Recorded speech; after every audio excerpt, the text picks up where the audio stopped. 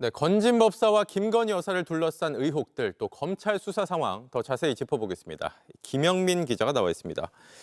김 기자, 이 검찰이 확보하려던 물품이 100개가 넘는다라고 저희가 전해드렸었는데 이 중에 실제로 검찰이 확보한 건 어느 정도입니까?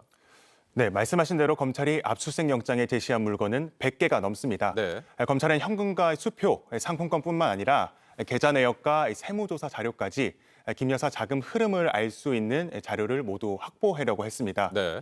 다만 검찰이 확보한 건 휴대전화와 일부 자료에 불과하다고 김건희 여사 측은 설명했습니다.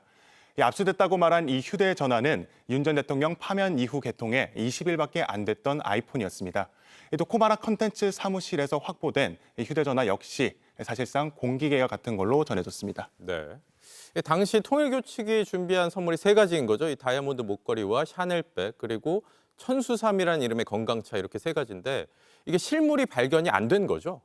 네, 맞습니다. 이번 압수수색에서 의혹이 제기된 선물은 발견이 되지 않았습니다. 네. 대신 앞서 이은진 기자가 전해드렸듯 검찰은 일부 선물이 김 여사에게 실제 전달된 정황이 담긴 문자 메시지를 확보했습니다. 네. 2022년 7월 건진 법사와 당시 윤 전 통일교 세계본부장의 문자를 확인한 건데요.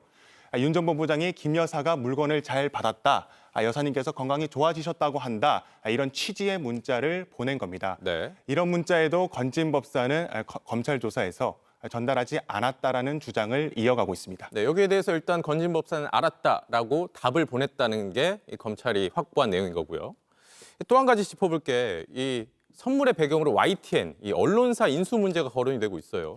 네, 맞습니다. 영장에는 이 통일교가 YTN 인수전에 참여한 사실을 포함했습니다.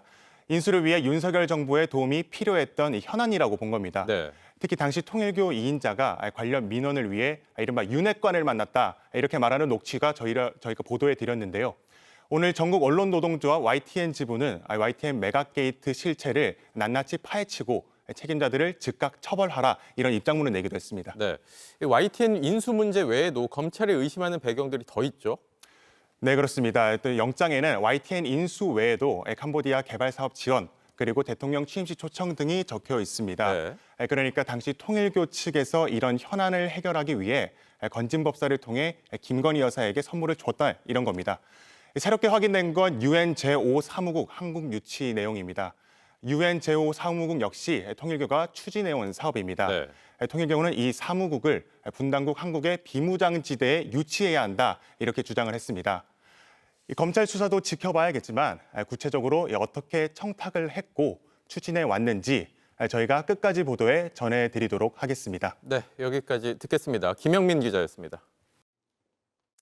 JTBC 뉴스를 시청해 주신 여러분 고맙습니다. 저희는 저녁 6시 30분 뉴스룸에서 뵙겠습니다.